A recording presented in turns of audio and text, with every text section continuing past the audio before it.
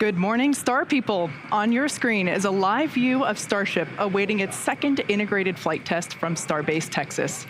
If all goes well, our Starship spacecraft and the Super Heavy booster, which we collectively call Starship, will lift off together for the second time in just 33.5 minutes from now.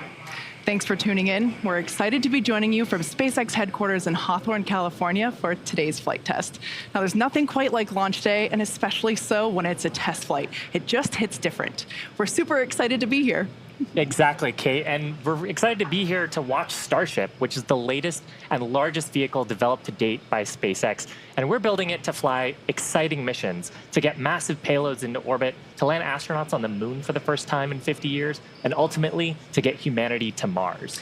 But the fundamental revolution with Starship is that it's designed to be a fully, rapidly reusable, reliable rocket, or what we refer to as the 4 Rs.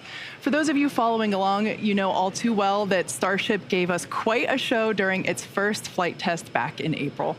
After successfully lifting off and clearing the pad, Starship became the most powerful rocket ever launched. But during the ascent, we had leaking propellant in the bottom of the booster, which led to sustained fires, loss of control, and ultimately a rapid, unscheduled disassembly. Of course, there's no test quite like a flight test, and our teams learned a lot, which began design changes and then ultimately hardware upgrades. That iterative approach is a big part of how SpaceX does development, and it's been the basis for all of our major innovations, including those on Falcon, Dragon, and Starlink. I have to comment what gorgeous sunrise views we have here of Starship. Now, while that first flight ended in fireworks, it delivered valuable test data, which our teams have used to rapidly iterate on Starship's overall design, including significant upgrades to the ship, the booster, and the ground systems. Now, the most notable change is to the stage separation system, which will also be the most challenging part of today's test. We'll talk a little bit more about those updates a bit later in the webcast. Now, in preparation for today's flight test, the vehicles have undergone dozens of individual tests, including a static fire on the ship, 2 super heavy static fires, and a final full wet dress rehearsal that we completed at the end of October, where we loaded the vehicles fully up with propellants and tested our new countdown sequences. And that brings us to these beautiful shots on today's flight test day. After 7 months of hard work by the entire SpaceX team, we're ready to give launch another shot. 100%.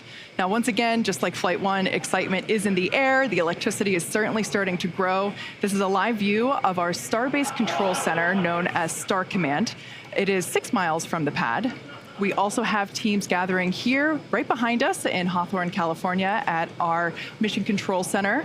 You can see the crowd gathering. It is an early morning, but you got to wake up early to get that front row seat. And we also have public gathering on the beaches at South Padre Island, as you see there. And I can't say this enough, today is a flight test. While it's not happening in a lab or on a test stand, today is absolutely a test. And the goal is to gain invaluable data to continue rapidly improving Starship. So whatever the mission outcome today, excitement is guaranteed. Now, if all goes well, Super Heavy will fire its 33 Raptor engines and lift off from that pad right there in Starbase.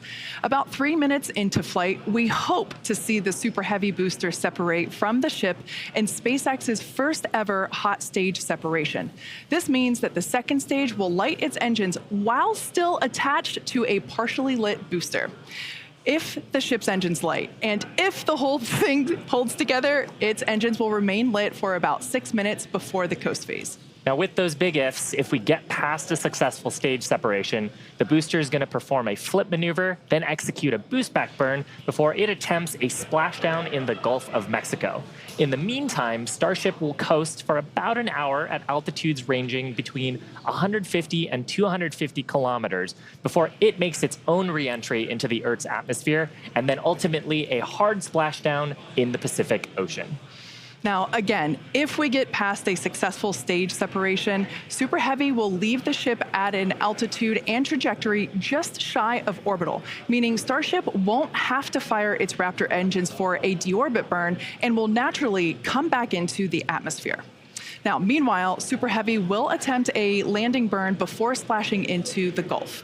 While the booster will practice a landing, we do not plan to recover any hardware from Super Heavy or the ship on this particular flight. Now, with the exception of Falcon, this really is no different than what happens to most other rockets flying today that are expended or fall into the ocean after completing their mission. Now, even though we aren't planning recovery, the telemetry and data that we receive all the way to the end of today's mission is really what we're looking for, particularly with respect to temperatures during reentry and how the heat shield performs. Much like our first test, we want to gather as much data as we can around the fully integrated vehicle in this flight-like environment. Exactly. So let's talk about some objectives for today. The primary goal for Flight 1 was to clear the pad. We did that, and we got amazing data that helped us to improve the vehicle and pad that you see right there today. This time, on Flight 2, we're hoping to get all the way through stage separation, where we will try to perform this hot staging maneuver. In the bigger picture, ascent is the most critical objective today, and everything else is learning. Like I said last time, a few times, the further we fly, the more data we can collect. Now, we do expect that the camera views will be spotty after stage separation, and that's because we rely on ground stations that are positioned along the globe along the trajectory. But we are experimenting with Starlink on both the booster and ship on this mission, which will be communicating with our satellites in orbit to see if we can get that data. Yeah, so if we make it past stage separation, there is a chance that we could get better live views throughout the duration of the flight test, including re-entry, where we typically have a blackout period with no communication with the vehicle whatsoever. So all that said, this is the first time that the vehicle will attempt to communicate with Starlink in orbit, so no guarantees. Now, we're at T-minus 27 minutes, so let's check in with John for an update on the countdown. How are we looking, John? Thanks, Shiva. We're currently loading propellant from the ground system into both the first and second stages, and we're on schedule for launch in just over 26 minutes from now. Now, we delayed a day getting here. Yesterday, on Friday, we had to replace a discrepant grid fin actuator on the first stage. We also replaced 2 other actuators as a precaution. The stages were remated, checked out, and everything was go for where we are right now this morning. Now, as I mentioned, we are in propellant loading. Both vehicles, the first and second stages, use the same 2 propellants. Our fuel is liquid methane at a temperature of just over 100 Kelvin, or about 272 degrees below 0 Fahrenheit. This is a different fuel from Falcon 9, where we use the RP-1 kerosene. But our oxidizer is liquid oxygen, the same as Falcon 9. Because there is no oxygen in space to support combustion, we have to bring our own. We did the weather poll and the go-no-go poll at T-minus 2 hours. We got the goes, and we started loading both propellants on the booster at T-minus 1 hour and 36 minutes. And at T-minus 1 hour and 17 minutes, we began propellant loading of the ship, second stage. Propellant loading of the Starship second stage main tanks will complete at approximately T-minus 22 minutes, just a few minutes from now. And at about the same time, we will switch over to loading the header tanks in the nose of the ship. Meanwhile, it'll be T-minus 3 minutes when Super Heavy prop load completes on the first stage. And at that point, all propellant will be on the rocket, fully loaded with over 10 million pounds of propellant. As we near T0, it's worth noting that the timing of the countdown will be slightly different today. For Flight 1, we lit the engines and lifted off about 6 seconds later. For Flight 2, we aim to reduce that time by almost 2 seconds, shortening the period between engine start and liftoff. This will help reduce stress on the ground and the propulsion systems and improve the efficiency of the rocket. Now, right now, we're just inside T-minus 25 minutes to liftoff. The weather and winds are looking good. We haven't had any concerns there. The only issue we're working is getting the small boats out of the near range area in the offshore from Boca Chica Starbase. We do have the possibility of holding at T-minus 40 seconds as we're trying to get the last of the boats out of the safety area. Now, if for some reason we do not make our test flight today, we have a backup launch windows. This could be either 24 or 48 hours after today. It depends on how far we get into the countdown. But for now, everything's looking good as we've passed, coming up on the 24-minute mark. I'll hand it back to you, Kate and Shiva. Thanks, John. Now, that countdown is continuing to progress, so let's take a look at and get more familiar with the vehicle there on your screen. Starship is the world's most powerful launch vehicle. It's currently currently with about twice the thrust of the Saturn V rocket, and with future engine upgrades, it will be 3 times more powerful. Those future improvements will allow Starship to carry 150 to 250 metric tons to orbit. Now, for reference, Falcon 9's heaviest payload to date is about 17 metric tons. So we're talking about an order of magnitude more with Starship in terms of payload capability. And that matters because the amount of mass that we're able to launch per rocket is crucial to ultimately creating a self-sustaining city on Mars.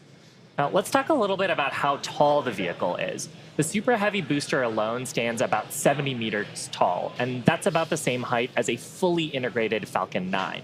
The height of Starship on top of it is comparable to that of the Statue of Liberty. But of course, the most technical length unit is that of Godzilla's, and we can confidently say that the fully stacked Starship and Super Heavy is at least 1 Mechagodzilla tall. It just so happens that we refer to the launch and catch tower at Starbase as the Mechazilla from the Godzilla movie, and you could see from that the resemblance is quite uncanny. Very, very uncanny. Now, the first stage, also known as the booster or Super Heavy, has a diameter roughly 2.5 times that of Falcon 9, and with 33 much larger engines. More engines means more power to deliver a massive amount of cargo to space. Amazing view here. This is a view that we don't have on our Falcon 9 missions. This is a view looking up under the Super Heavy booster. I love the shot. We can see all 33 engines there. Now, one cool upgrade on the booster's engines, we have a new electronic thrust vector control system, or ETVCs. We previously used the hydraulic system to control the positioning of the Raptor engines, meaning we tilted them in flight using pressurized fluid. Now, hydraulics are complex, and because they're fluid-based, they have the potential to leak. Not good. So, switching to an electronic system means fewer potential points of failure. Also, we now carry less mass on the vehicle because we don't need to carry hydraulic fluids anymore. So, good news all around. Now, the electric system has lots of benefits on its own. It only takes 30 minutes to activate for flight. It doesn't consume resources when inactive, and they allow for regenerative charging like a Tesla battery. Yeah, all great things when you're trying to rapidly reuse a vehicle. Now, moving up, Starship is designed for vertical takeoff and landing on any hard surface. That's opposed to taking off and landing on a runway like aircraft do.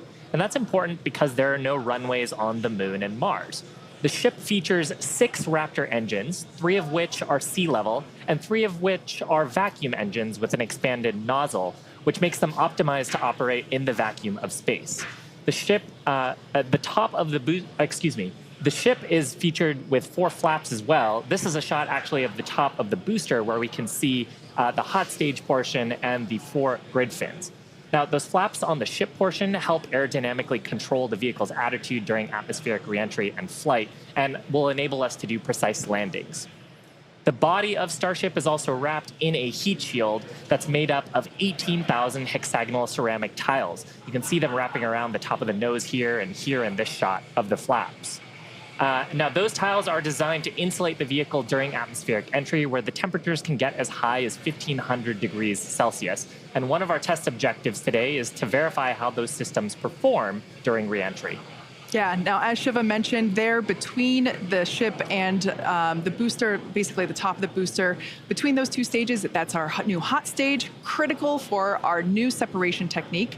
As we talked about earlier, we are constantly learning and upgrading the vehicle after we test. Now, this is a pretty exciting first for our team, as hot staging has never before been used as part of a reusable space transportation system, let alone on a rocket with the size and power of Starship. Hot staging is a significant change from Flight 1, and we're really hoping to gather data on it during this highly dynamic phase of flight, and that is, once again, assuming that we even make it that far. Now, of course, let's take a closer look at what we expect hot staging to look like. Now, it occurs at about liftoff plus 2.5 minutes. At that point, the booster will shut down most of its 33 engines, leaving just 3 running, and the ship will ignite all 6 of its engines. clamps will release, and then the ship will thrust away from the booster. Now, this is the first in-flight test of the heat shield on the top of the booster and the bottom of the ship, and of course, the first in-flight test of hot staging, and we're hoping to gather a ton of data on it today. Yeah. Now, stage separation by hot staging is somewhat uncommon in spaceflight, but it has been done before. However, today will mark the first time that a reusable space transportation system is attempting it. The Titan program did hot staging quite successfully in the early 1960s, but they were not concerned with reuse, so there was no issue when the Titan first stage took considerable damage upon ignition of the second stage engine.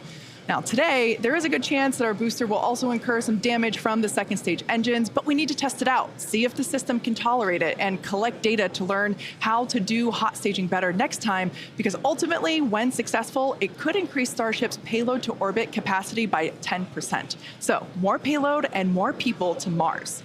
Hot staging also helps us maximize the vehicle's performance by leaving those three first stage engines on, so gravity can't rob us of precious velocity, or at least not as much of it.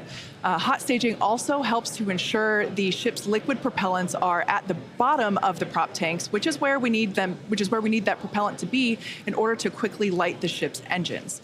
Another reason to do hot staging, it reduces the risk at stage separation by moving to a passive stage system, deleting parts and simplifying, meaning physics is going to be doing most of the work instead of mechanical parts that would otherwise be pushing the two stages away from each other. That's a great summary, Kate. And of course, this required design changes from Flight 1. The most notable of which is the interstage here. So on Flight 1, that interstage was completely enclosed. But for hot staging, the interstage portion between the booster and the ship is going to see dramatic increases in pressure and temperature. So we had to change the structure to include vents for the exhaust gases that the ship's Raptor engines will produce. Now, the three center engines on the ship actually gimbal, they rotate, and we're going to be gimbaling them outwards to reduce the forces that are being directly imparted on the booster and maximize the exhaust gas that's going through those vents. We've also beefed up the ship's space heat shield to withstand the higher temperatures and pressures. And for today's test, like really getting through hot staging would be a major milestone. There are some risks associated with this test, but of course, the ship and booster are going to be pretty far out over the ocean in the safety zone and far away from people. Yeah, regardless of what happens, it's going to be super exciting to watch. Now, in addition to the first and second stages of the vehicle, Starship has a third stage that we call Stage 0. This consists of the launch mount, the tower, and the tank farm, all of which you can see there on your screen, as well as the pad infrastructure built around the rocket. Fun fact, it's the Guinness Book of World Records holder for the largest launch tower in the world. What a beautiful drone shot that we have here. Also important part of the system, but less visible right now, especially because of the fog, is our new water-cooled steel flame deflector, and that's certainly a new upgrade for this flight. Yeah, on Flight 1, the Starship's launch pad was damaged pretty significantly during liftoff as those super heavy Raptor engines fired their full thrust into the foundation for more than 12 seconds. So now we have a new high-pressure, water-cooled steel flame deflector system that we developed and installed between the flights, and there you can see the video of it dispensing 260,000 gallons of water. And that's designed to dissipate those loads from the Raptor engines and support rapid turnaround of the launch pad with minimal refurbishment between flights. Part of a rapidly reusable launch system also means the pad infrastructure.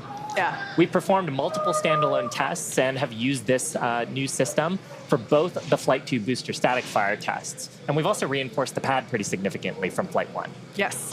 Now, also part of Stage 0, we mentioned before, the launch mount. Kind of hard to see there, but it's what the booster is connected to. Oh, here we can see basically the legs of the launch mount. This is what holds Starship and all of its mass. It holds Starship during ignition, right there at the Super Heavy booster. This is what houses all of the equipment needed to fuel the Super Heavy booster and condition it for flight, as well as all of those electrical, communication, and data connections between the ground and Starship. Bottom line is, it's an important part of how we talk to Starship on the ground and understand that it's really ready to fly. And of course, the awesome camera shot there of those 33 Raptor engines. Such a great view. We Yeah. don't have that view for Falcon 9, so I wish we did. love that we get it here. Now, as we mentioned earlier, the real game changer with Starship is not only mass to orbit capabilities, but that it's designed to be used over and over and over again with little to no downtime in between. Full and rapid reusability is the key to making routine space travel a reality, and SpaceX has been working on this since its inception. Yeah, with SpaceX's family of Falcon launch vehicles, which are the first and only orbital class rockets capable of reflight, we started that. And Starship is going to take this even further with a reusable first and second stage. Now, while most rockets are expended after their portion of the mission, SpaceX rockets land back on Earth and are quickly returned to our hangars to prepare to refly again. Exactly. In fact, 90% of all Falcon 9 boosters that have flown this year have been reused, or as we like to say, flight proven. So while launching and landing rockets may seem routine today, this was not always the case. For those of you that have been following along since our early days, you know that it took us 4 attempts before we successfully launched our first rocket to orbit. Here you see our Falcon 1 Flight 4. 15 years ago in September, that vehicle became the first privately developed liquid-fueled launch vehicle to orbit Earth. If Falcon 1 Flight 4 had not succeeded, it would have meant the end of SpaceX. And our first successful landings didn't come easily. We had to miss the target a few times before we ultimately stuck the landing. But each of these landing attempts, how to not land an orbital rocket, were teaching us what we needed to know in a flight-like environment to get that full picture of how all the systems interacted together. Oh man, yeah, this is me trying to not get goosebumps watching this first drone ship landing. I hosted that webcast, and it was so exciting to see that iterative development approach that we took finally paid off after so many attempts of failing. Now that failure is expected to help improve future designs of our vehicles and systems. So fast forward to present day, we've landed F9 boosters over 245 times since our first reflight of an orbital class booster 6 years ago. Yeah, and it really comes down to our design philosophy. If you're not failing in some way, then there's room to learn and push the design to improve. And failure doesn't just mean blowing up a rocket. It might be not being as efficient as we want to be or producing slower than we want to. So that approach has been the basis of how we've made all of our major innovative advancements.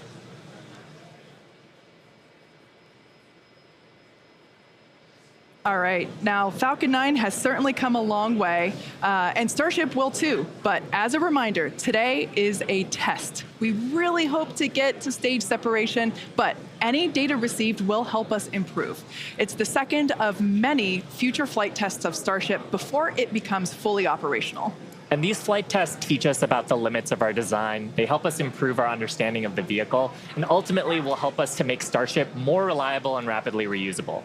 So again, whatever the outcome and however far we get today, we can promise excitement. So why are we doing all of this? Why do we need a rocket this big, and why does it need to be reusable so quickly? And that answer goes back to SpaceX's mission, which is to make life multiplanetary. We aren't just building a new spacecraft, we're changing what it means to go to space. By building the most powerful rocket ever flown and a ship designed to carry people, cargo, habitats, satellites, and more, we're unlocking a future where our dreams of exploration will no longer exceed our grasp. And this mission continues with flights like today's integrated test. And these are flights where we're going to fail fast, but learn even faster, where each time we're going to try something new while flying something that we've improved. And ultimately, that's going to build up a fleet to fly early and often as Starship rapidly evolves to become more capable and more reliable. The first stop is our nearest neighbor, with a surface that hasn't seen visitors in more than 50 years. Under Artemis with NASA, Starship will return people back to the moon. After those first expeditions, we'll be ready to fly more people along with everything that it takes to build a moon base. Think about that. Hardware that will enable us to live on another world is sitting on a launch pad on Earth right now. And the moon is just the proving ground. When the time comes to make that leap to Mars, everything gets ratcheted up by orders of magnitude. The logistics of supporting an entire city on Mars are daunting, requiring millions of pounds of cargo flown from Earth, spread out over thousands of launches. We just broke our own record for the number of launches in a single year, and we're going to break it again next year. Now, in the years to come, Starship is going to dwarf those figures as we bring it online and truly make life multiplanetary. But for now, anyway, as the clock counts down to today's flight test, why don't we get another status update from John? We're just over 9 minutes from liftoff as the countdown clock clicks to 0. Good news is teams aren't working any significant issues on the launch vehicle right now. Propellant loading is continuing on both the Super Heavy and the ship stages. Most recently, we began loading LOX and methane fuel into the header tanks on the Starship. And on the graphic on the left side of the screen, you can see up in the nose of the second stage, what we call Starship, are those 2 header tanks for fuel and liquid oxygen. Now that loading started at T-minus 24 minutes and will continue until approximately T-minus 5.5 minutes. Now Starship's second stage main fuel and LOX tanks are loaded for flight. And the second stage propellant that we're loading on board is going through the quick disconnect that comes out on the arm that's located at the base of the stage from the tower. Now on the Super Heavy booster, propellant loading will continue until T-minus 3 minutes. We've also configured the pad for liftoff. A little earlier in the count, the booster hold downs were commanded to unlatch. That means once the rocket has sufficient thrust to overcome its weight, it'll lift off the pad. There's no need to command the hold downs to release the rocket. As we mentioned earlier also, the ignition sequence has been slightly modified from the last flight for a more efficient liftoff. As a reminder, we ignite the engines a few seconds before T0. We don't lift off exactly at T0. We lift off a few seconds later, a couple seconds. Finally, the SpaceX team continues to check in with the Coast Guard to ensure there are no boats in the safety perimeter before proceeding with launch out over the Gulf of Mexico. Now, currently, we're coming up T-minus 7 minutes, 10 seconds to the test flight of Starship. Propellant loading is continuing on both stages of Starship. We're waiting now for the completion of loading of the header tanks in the next few minutes. The first stage is also beginning pressurization for flight while we are continuing to load propellant into it. And again, booster propellant load will finish at approximately T-minus 3 minutes. At that stage, both first and second stages are fully loaded, and we'll have the 10 million pounds of liquid propellant on board the 2 stages of Starship. Now, in the next few minutes, the guidance system will perform its final alignment. We'll get the automated flight termination system that'll arm, and the final TVC checkout will be performed. We may get a view looking up at the engines as we gimbal the 13 middle engines to check them out just before liftoff at about T-minus 90 seconds. If we need to hold, it would come at T-minus 40 seconds. That's the point in the countdown where we can pause to wait for final checkouts or pressurization to complete. Or, as we're hearing right now, we're still working a few boats in the area that are headed south. And a lot of cheering here in Hawthorne. The boats are heading south, but we are still planning to hold at T-minus 40 seconds if necessary. Just amazing views of today's launch. There's nothing quite like a launch at basically sunrise. Sunrise, I think, was just about 10 or 15 minutes ago out at Starbase. Yeah, these views are just incredible. Couldn't ask for a more beautiful day to attempt a test flight here. Again, these are live views of Starship as it awaits its second integrated flight test. Our primary objective today is to get through stage separation. We really want to test out our attempt to perform hot staging, where we are going to ignite the engines on the second stage while some of the engines on the first stage are still lit. So essentially both stages will be making fire at the same time, and that will push the booster away from the ship. It'll separate the 2 stages. So that's the primary goal for today. We really hope to be able to test that out, but at the end of the day, all and any data that we can collect is going to be incredibly helpful and help inform future improvements and iterations of the vehicle. Yeah, Kate, there are other objectives for today too, assuming we get farther than stage separation. There's goals to test out how reentry goes on the ship portion. If the booster survives stage separation, then it's going to try a boost back burn and hopefully a soft landing as a sort of dress rehearsal for what it would look like on land. So everything coming up to that big design change, though, of hot staging today. Yeah, exactly. Like you were saying, that booster, it will be attempting a water landing in the Gulf of Mexico. We don't intend to recover any of the hardware for either the ship or the booster today. But that booster, yeah, we want to try and demonstrate controlled ascent through most engine cutoff. We want to try to demonstrate that hot staging separation and boost backflip, trying to basically demonstrate controlled burn and entry and that soft water landing. Like you said, it will help inform when we attempt a land landing, but we start in the water first. Exactly. Just like we did with the Falcon 9. Yeah, exactly. And, just getting to hot staging, though, is going to be farther than we got on Flight 1. Yes. Flight 1, that was about as far as we got. We didn't have hot staging on that vehicle. So that's the first and foremost objective today. Get that far, hopefully. Fingers crossed. Now, one thing that's a little cool about Starship, and it's different from Falcon 9, is we can actually hold a little bit longer if we needed to than we can on Falcon 9 missions. Once we get to T-minus 40 seconds, and if we did have a hold, depending on the reason for the hold, we can hold for up to 30 minutes. And today, actually, our entire launch window is about 20 minutes, so the hold duration would cover most of our launch window. Yeah. And that's different from Falcon. Yeah, absolutely. With Falcon, we have to go exactly at T0. That 40-second hold is super helpful. If we need to, for example, we need more time to pressurize the COPVs for flight levels. Perhaps fuel. If the engineers just need to look at some of the data, see how engines are performing, or the avionics. Exactly. Those checkouts, being able to have the opportunity to top off the fuel or LOX if it's not fully loaded. And, we might want to just take a few more minutes for that. So that T-minus 40-second hold can be really helpful. But we don't have that option on Falcon. So it's a little bit different here. We're just inside T-minus 2 minutes and counting. The good news right now we're hearing it doesn't look like we're going to need to hold a T-minus 40 second as the boats are clearing out of the way.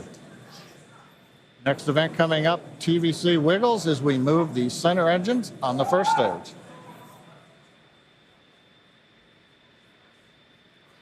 You can see maybe just a little bit there. 90 seconds, wiggles are underway as we're checking out the first stage.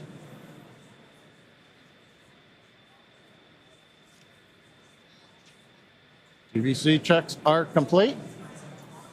Next major event we're going to hear, hopefully, is the flight director go for launch at T-minus 30 seconds.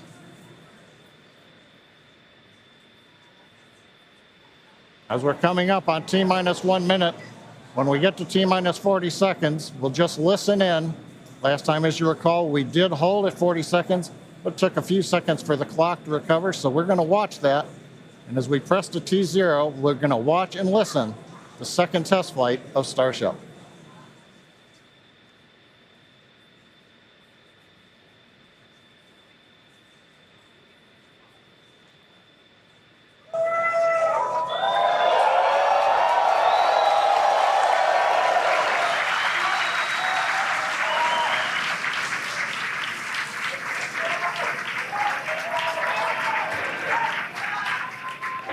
T-minus 30 seconds. Back to rapid recycle.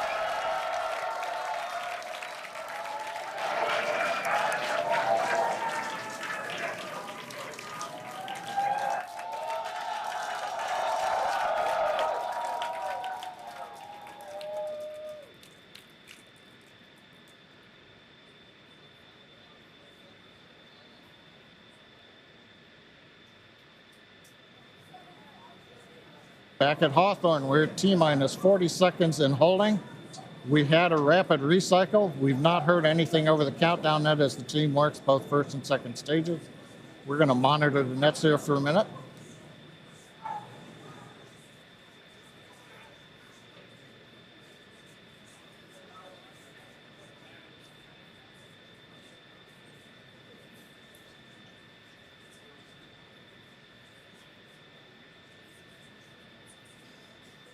Got a little bit of an update.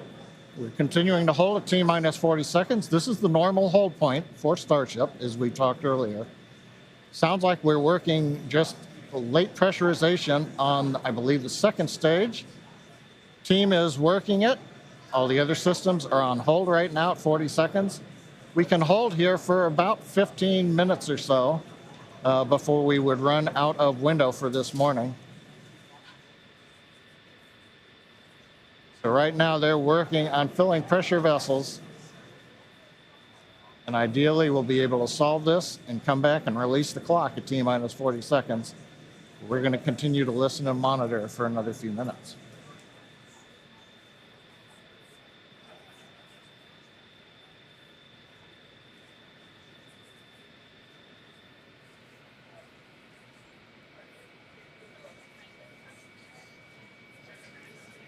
And it's worth mentioning here that don't go away.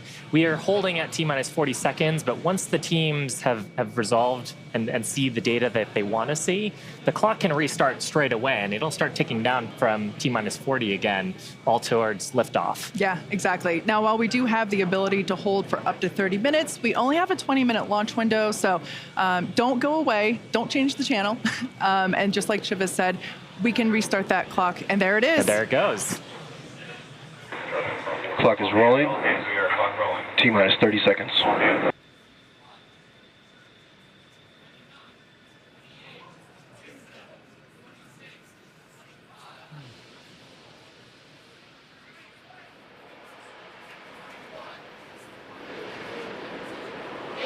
T-minus 15.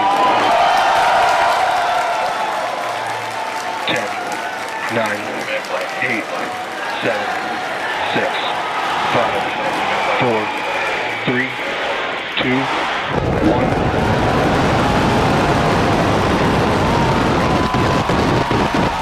We have liftoff.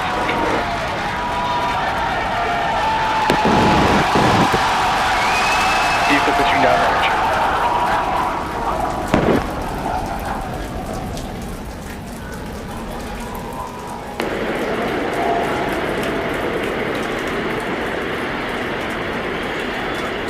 Chambers pressure nominal.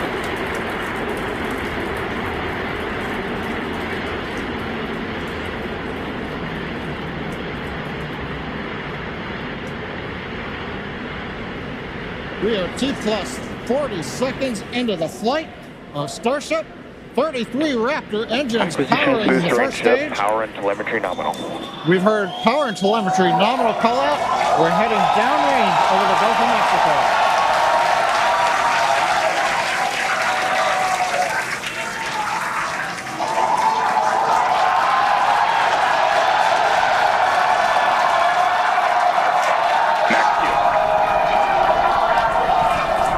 And that call out tells us Starship is through the period of greatest stress on the way to space. Now the next major event is hot staging in just over 90 seconds from now. To get ready, the booster will shut down all but 3 of the Raptor engines. Clamps holding the 2 stages together will release, and the Starship's second stage will ignite its engines. Starship will then separate from the Super Heavy booster and head to space. And at the same time, the 3 engines that are still firing on Super Heavy will flip the booster around. 10 more engines will ignite for the boost back burn, putting the first stage on path for a splashdown in the Gulf of Mexico.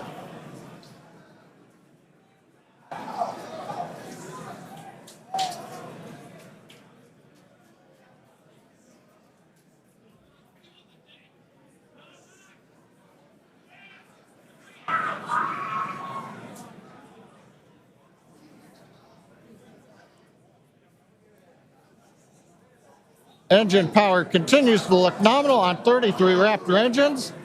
We're about to shut down the first stage and perform staging. Let's watch and listen.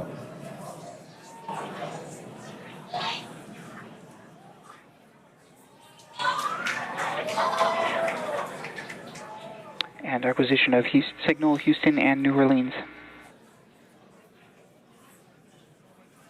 Booster engine cut off.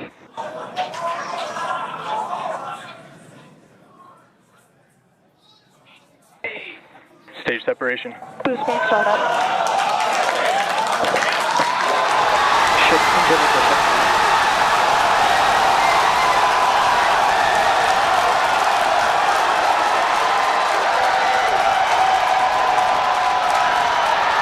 You're hearing the cheering. The first ever successful hot stage for SpaceX's Starship. Incredible views of our Super Heavy booster. And as you can see, the Super Heavy booster has just experienced a rapid, unscheduled disassembly. However, our ship is still underway with Ship all avionics, six. power and telemetry nominal. And we just heard there, ship avionics, power and telemetry nominal. All 6 engines are lit, as you can see from the GUI there at the bottom right-hand side of your screen. Now, we did know that the that hot staging was going to be incredibly dynamic. We knew that there was a chance that the booster would not survive, but we're going to take that data and figure out how we can make the booster better for the next hot stage. Yeah, that hot staging put a lot of load on the top of the booster, and of course it flipped around there, a lot of dynamic stuff happening. But ship is still going strong. And it's doing great. Right now, the ship, the second stage, is on its way. Like we said, you can see all 6 of its engines are ignited. The next major milestone for the ship will be the shutdown of those engines, or SECO, second engine cutoff, which if you follow our Falcon 9 launches, familiar terminology there. So far, today has been incredibly successful, even with the RUD of the Super Heavy booster. This is amazing. Primary objective of the booster today, to get to hot staging, to get ship on its way to orbit. It did that admirably. Yeah, we definitely asked. Starship trajectory nominal. All right, great news there. That trajectory for ship is Acquisition of nominal. signal, Cape Canaveral. Once again, Starship's second stage is firing those engines. And as you just heard, everything's looking good. Now, for the ship, we wanted it to survive hot staging, which, as you can see there by that little dot on your screen, it did. We also want to basically demonstrate that the successful startup of those engines, demonstrating controlled ascent, which is what it's doing right now, and eventually orbital insertion. We are hoping to basically send this around the Earth, and if it makes it this far, splash down in the Pacific Ocean, a couple hundred miles north of Hawaii. Now, if we get that far, like all of that sounds great. Secondary objectives for ship, again, continuing to gather engine data and about its health, performance. Nominal ship chamber pressures. Great news there. That tells us that the chamber pressures inside of the Starship, again, that's that small dot on your screen, basically the propellant pressures in the ship are looking good. Yeah, the bottom right corner of your screen, you can see essentially a user interface showing us which engines are lit. So the 3 center sea level Raptor engines on ship are gimbaling engines. The 3 outer engines in the triangle, the larger ones, are Raptor vacuum engines.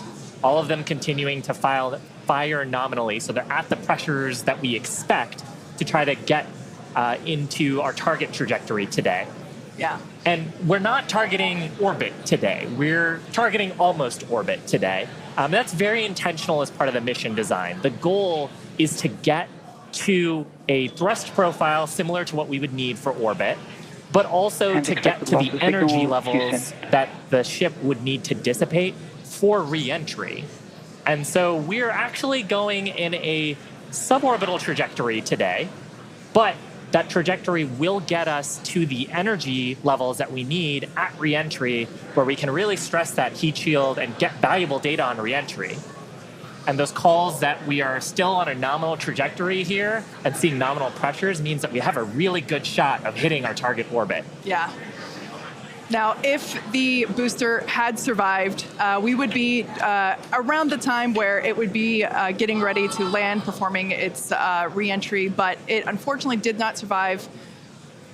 That being said, that's okay. It survived several seconds after hot staging. So we're going to take that data and improve the hot staging sequence and probably improve the hardware itself for the next flight.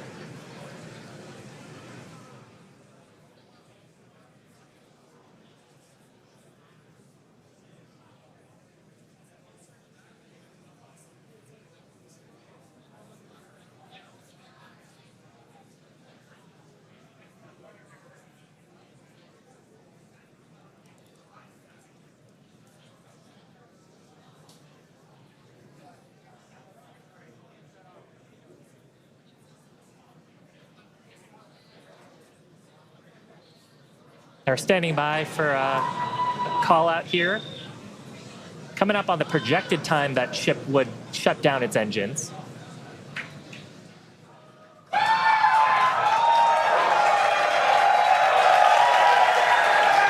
As you can tell by the excitement from the crowd here at Mission Control Center in Hawthorne, there's a great view of our Star Command Center. That's our control center at Starbase, Texas. The crowd here, Mission Control Center behind us in Hawthorne. Everyone is super exciting. What a successful day this has been so far.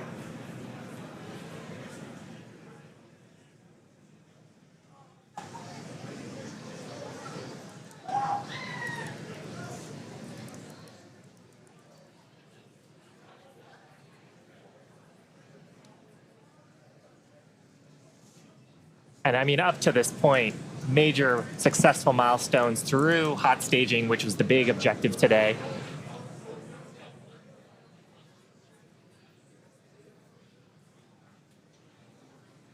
So we are going to head into the coast phase, planned for the next about hour and 5 minutes. We'll be returning around the T+1 hour and 15-minute mark. And that's while we're waiting for Starship to continue on to its next step for reentry. We're not totally sure what video we're going to get, and that video comes normally by overflying ground stations, but we don't have a ton along our flight path. So fingers crossed that we will get some via Starlink on this mission since we're testing that out.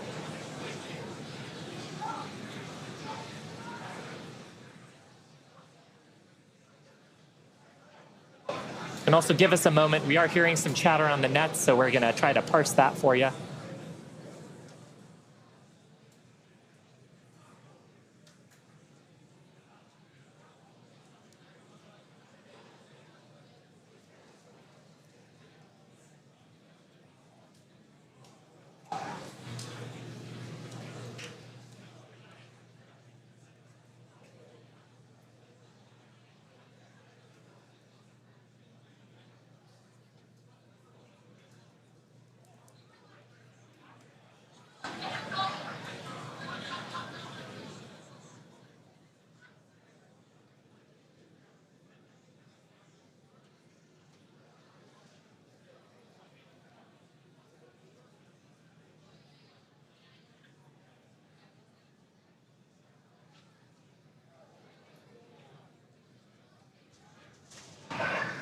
John Innsbrucker back here in Hawthorne at our webcast desk. We have lost the data from the second stage. We had heard a call out that we were internal guidance, which means we were getting near the end of the approximately 6-minute burn of Starship. But we haven't gotten any more data since then, so we think we may have lost the second stage. So we would not be into coast phase. We wouldn't be able to come back in an hour or so and possibly get ready for reentry. However, what we do know right now is we had an on-time launch at 7 o'clock. We got through the boats. First stage looked beautiful with 33 Raptor engines firing. We got the hot staging, you know, the thing that we really wanted to see and impressed. We saw the separation. We saw the flip maneuver. We saw the light up of the 6 Raptor engines on Starship, and it headed away. Everything really looked good. But what we do believe right now is that the automated flight termination system on second stage appears to have triggered very late in the burn as we were headed downrange out over the Gulf of Mexico. But the real topping on the cake today, that successful liftoff, Kate, Shiva, the hot staging is just beautiful. Exactly what we were looking for. Yeah, ultimately, what honestly such an incredibly successful day. Even though we did have a RUD, or a rapid unscheduled disassembly, of both the Super Heavy booster and the ship, that's great. We got so much data, and that will all help us to improve for our next flight. Of course, and that's why we flight test, and you can bet that there's going to be more to come. So we really do want to thank you all for joining us. Of course, we want to thank the people of Cameron County. We want to thank all the federal agencies that have supported us for our test. And of course, a huge congratulations to the entire SpaceX team on getting through this flight test today. And I think with that, we're going to sign off from here in Hawthorne. Thanks so much for tuning in, and we'll see you next time.